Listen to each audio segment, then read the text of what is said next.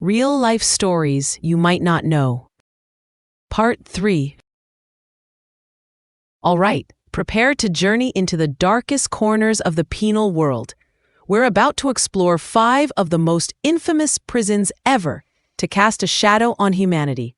Places where hope often dies and legends of terror are born. Each story will be a descent into a realm of despair, control, and sometimes an indomitable human spirit. Let's begin.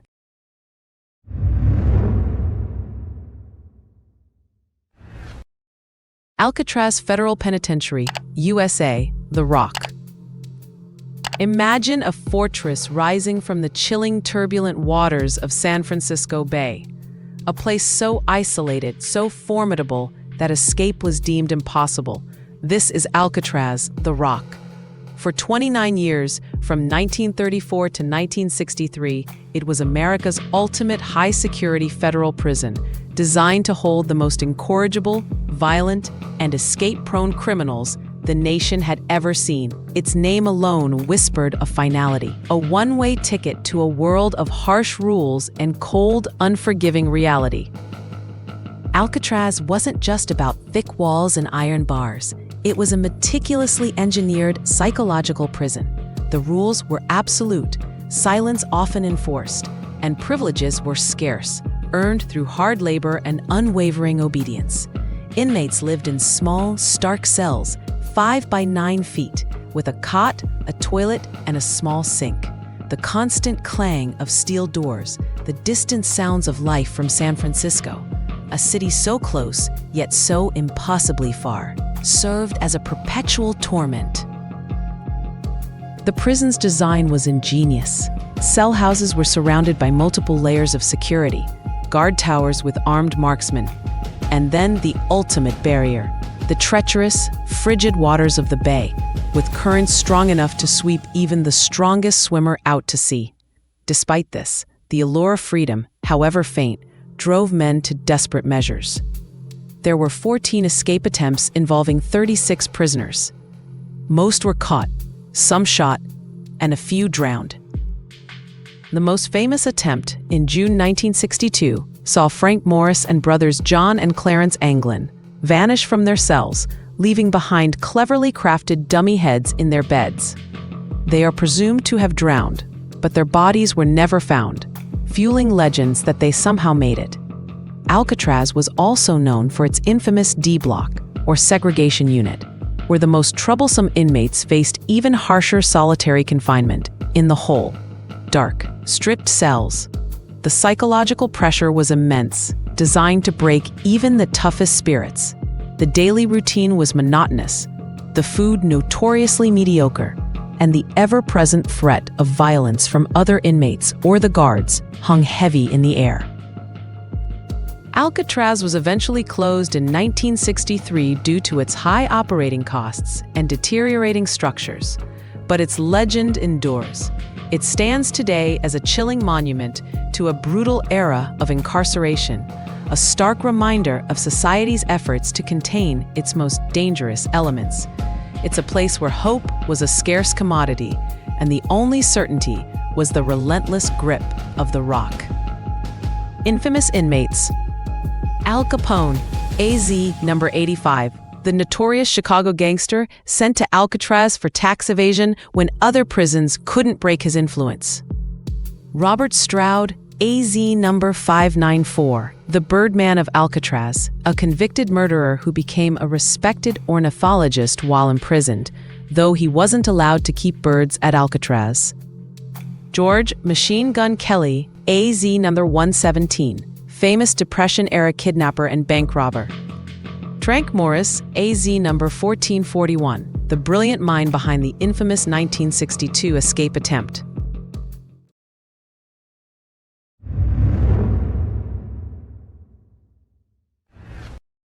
Cecot, Terrorism Confinement Center, El Salvador. Imagine a place built with one singular terrifying purpose: to engulf and neutralize the very concept of organized terror. This is Cecot, the Terrorism Confinement Center in El Salvador. Unveiled in 2023, this colossal megaprison is not just a building. It's a statement, a weapon in President Nayib Bukele's war on gangs. Designed to hold tens of thousands, it represents a new, stark chapter in mass incarceration, a fortress intended to be inescapable and to shatter the operational capacity of notorious gangs like MS-13 and Barrio 18. Its sheer scale and uncompromising design send a chilling message. This is where gang rule ends and state control is absolute. Cecot is an imposing complex of reinforced concrete and steel, sprawling across a vast area in Tekaluca. Its capacity is staggering, reportedly for up to 40,000 inmates, making it one of the largest prisons in the Americas, if not the world. The design prioritizes security and isolation above all else. Inmates are housed in vast, steel-barred cells, often packed tightly together with minimal amenities. Reports and official images show prisoners stripped to shorts, heads shaved, forced into subservient postures, a stark visual representation of the state's crackdown. The facility boasts multiple layers of security, including perimeter walls, electrified fences, and numerous watchtowers manned by heavily armed guards and soldiers. Advanced surveillance technology is said to monitor every corner. The intention is clear: to prevent any communication with the outside world, thereby cutting off gang leaders from directing criminal activities. Inmates are reportedly allowed no mattresses, minimal contact with the outside world, and exercise in very restricted, heavily guarded courtyards. The psychological impact of such conditions, constant surveillance, overcrowding, and the severing of external ties is intended to be profound and demoralizing. While proponents hail Cecot as a necessary tool to dismantle El Salvador's powerful and violent street gangs, which have terrorized the nation for decades, human rights organizations have raised serious concerns. Allegations include due process violations during mass arrests, inhumane conditions, lack of adequate food and medical care, and the potential for abuse within such an austere and isolated environment. The sheer speed and scale of its construction and population intake are unprecedented, making independent verification of conditions extremely difficult.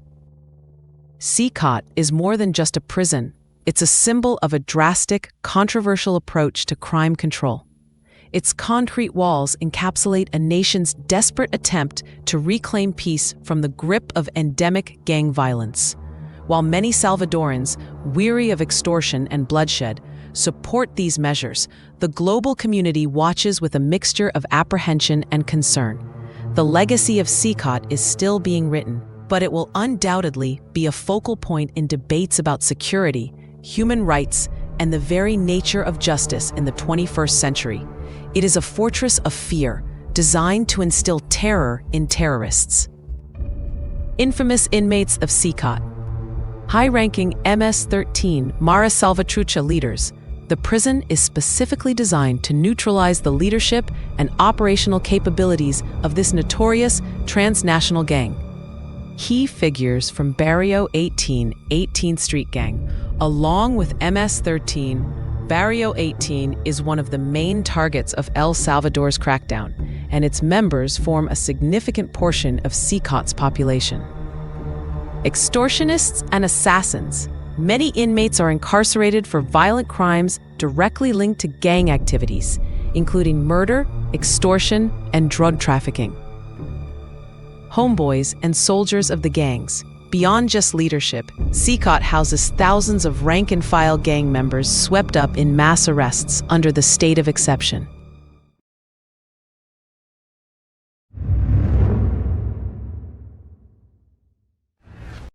Bang Kwang Central Prison, Thailand. The Bangkok Hilton. Our next stop takes us to Nonthaburi Province, just outside Bangkok, Thailand, to a place chillingly nicknamed the Bangkok Hilton or Big Tiger. This is Bang Kwang Central Prison. Built in the 1930s, it's one of Thailand's harshest correctional facilities, notorious for its brutal conditions, severe overcrowding, and its handling of death row inmates. For foreign prisoners, particularly those convicted of drug trafficking, Bang Kwang represents a terrifying descent into a world far removed from any notion of Western justice. Imagine thousands of men crammed into cells designed for a fraction of that number. This is the reality of Bang Kwang. Inmates often sleep side by side on concrete floors, with little personal space and even less privacy. Sanitation is poor, and diseases like tuberculosis, dysentery, and skin infections are rampant. Food is basic and often insufficient, forcing inmates to rely on money from family or embassy support to purchase supplementary rations from the prison canteen. For many years, new inmates and those on death row were forced to wear heavy leg irons or khao khai for the first 3 months of their sentence, a practice that, while officially phased out for most, symbolized the prison's oppressive nature. Death row inmates once wore them permanently until their execution day. The prison hierarchy is complex, with internal power struggles and the constant threat of violence. Guards, often overworked and underpaid, can be indifferent or, at times, brutal. Bang Kwang houses a significant number of inmates convicted for drug offenses, reflecting Thailand's strict anti-drug laws. Many foreign nationals have found themselves trapped within its walls, facing long sentences in an alien and unforgiving environment. The psychological toll is immense. The heat, the noise, the lack of hope, and the separation from home and family. Stories of survival often involve finding coping mechanisms, forming alliances, or clinging to the faintest glimmer of a possible transfer or pardon. Bang Kwang Central Prison remains a potent symbol of Thailand's tough stance on crime, particularly drug-related offenses. While some reforms have been attempted over the years, its reputation for harshness endures. It's a place where the line between justice and suffering is often blurred, a stark reminder of the grim realities faced by those caught in the web of international crime and punishment. Infamous inmates, often foreign nationals involved in drug cases or notable Thai criminals.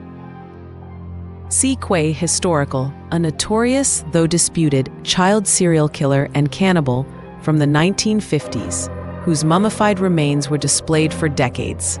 Note, his guilt and the nature of his crimes are debated, but he's a famous figure associated with harsh punishment.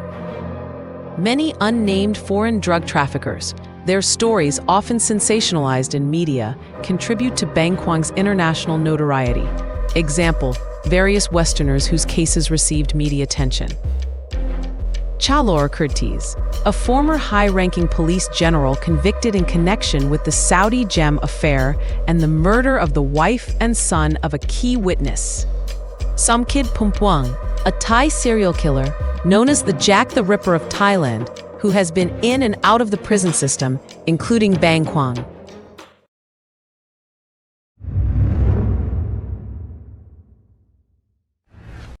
Black Dolphin Prison, Russia. The prison with no escape. Picture this, a remote corner of Russia, Orenburg Oblast, near the stark, windswept border with Kazakhstan. Here stands a facility whose reputation precedes it, whispered in hushed, fearful tones. Black Dolphin. It's not just a prison, it's a final destination, a zone of special regime, purpose-built to house Russia's most irredeemable criminals, serial killers, cannibals, terrorists, child molesters, those who have committed acts so heinous they forfeited their right to ever walk free. The nickname? The prison with no escape. And believe me, that's not an idle boast. It's a cold, hard, terrifying fact. No one has ever escaped Black Dolphin. Ever. The prison itself is a grim spectacle. Its unofficial name comes from a fountain sculpture of a black dolphin, crafted by inmates, that stands starkly in the courtyard, a bleak monument in a landscape of despair. Originally established in the 18th century as a fortress for exiled Cossacks, it has evolved into Russia's most notorious supermax facility. Life inside Black Dolphin is designed to be an exercise in absolute control and psychological erosion. Inmates are confined to their cells 23 hours a day. These aren't just cells, They are cages within cages. A set of steel bars, then a small walkway, then another set of steel bars leading to the cell door.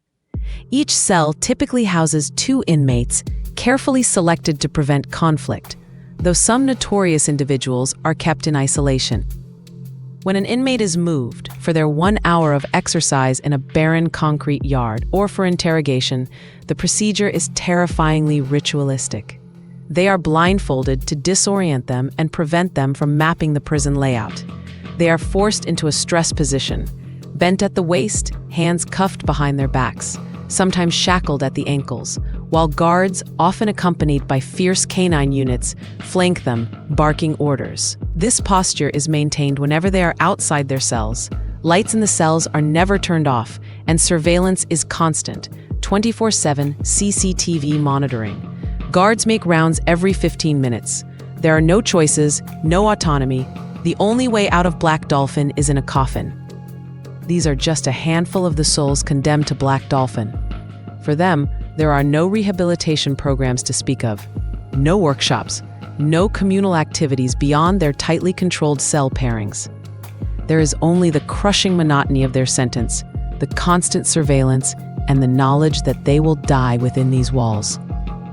Black Dolphin Prison is more than just a maximum security facility. It is a stark, terrifying monument to the darkest capabilities of humankind, and a chilling testament to the state's ultimate response to such depravity. It stands as a grim reminder that for some, there is no redemption, no second chance, only a life sentence in a place designed to be the end of the line. A place from which escape is not just improbable, but utterly impossible. It is a prison with no escape. So, who are the monsters that call this abyss home? Black Dolphin holds around 700 of Russia's most violent criminals, collectively responsible for the deaths of nearly 4,000 people. The guards themselves say the most difficult part of their job is remaining human, knowing the atrocities these men have committed. Let's look at just a few of its infamous residents. Vladimir Nikolaev, known as Vladimir the Cannibal. He killed a man in a drunken brawl, dismembered the body, and then cooked and ate parts of it. Chillingly, he even fed some of the human meat to an unsuspecting friend's family, telling them it was kangaroo. He expressed no remorse, only a cold recounting of his crimes. Mikhail Popkov, dubbed the werewolf or the Angarsk maniac, a former police officer, he used his uniform and patrol car to lure and then brutally murder at least 80 women over 2 decades, making him one of Russia's most prolific serial killers. His crimes were characterized by extreme violence. Said Amirov, a starkly different kind of criminal, but no less dangerous. The former powerful mayor of Makhachkala, Dagestan, who once received an award from President Putin. He was convicted of orchestrating the murder of a state investigator and masterminding terrorist attacks. His presence shows that even those from positions of power can end up in Black Dolphin if their crimes are severe enough. Oleg Rilkov, a sadistic pedophile and serial killer, responsible for the torture and murder of at least 4 children and several adults, along with numerous rapes. His crimes were particularly depraved, marking him as one of the prison's most reviled inmates.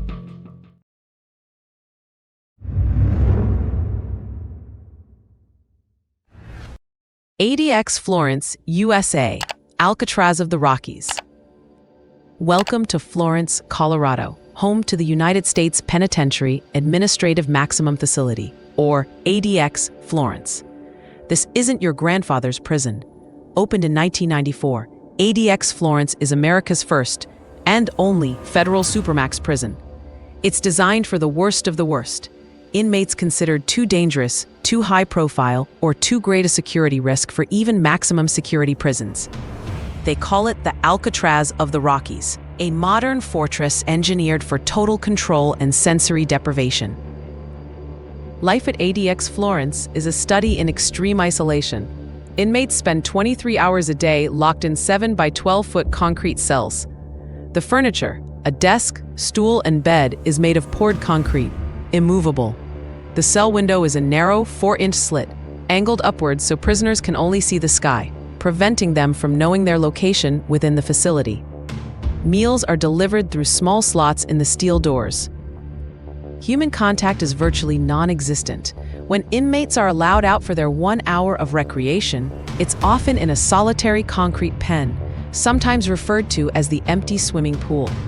Communication with other inmates is severely restricted, often impossible. The entire facility is designed to minimize human interaction and sensory input. This prolonged isolation can have profound psychological effects, leading to depression, hallucinations, and psychosis. Critics argue it amounts to a form of psychological torture. Security is paramount. There are 1,400 remote-controlled steel doors, motion detectors, pressure pads, and a perimeter patrolled by laser beams and attack dogs. Every aspect of an inmate's life is monitored and controlled. The prison houses inmates who have committed heinous crimes, including terrorists, serial killers, gang leaders, and those who have killed or attempted to kill staff or other inmates in other prisons. The goal of ADX is not rehabilitation, but incapacitation and control, ensuring these individuals can never harm anyone again, inside or outside prison walls. ADX Florence represents the modern pinnacle of punitive containment. It's a place designed to strip away everything but existence itself, a stark, unyielding response to extreme criminality. While it effectively neutralizes some of the world's most dangerous men, it also raises profound questions about the human cost of such extreme isolation and the very nature of punishment in the 21st century. Infamous inmates. Ted Kaczynski, the Unabomber, domestic terrorist responsible for a 17-year bombing campaign, died at FMC Butner after transfer from ADX. Terry Nichols, accomplice in the 1995 Oklahoma City bombing. Ramzi Youssef, one of the masterminds behind the 1993 World Trade Center bombing. Dzhokhar Tsarnaev, perpetrator of the 2013 Boston Marathon bombing. If you enjoyed this video, please give the channel a like and subscribe. Thank you so much.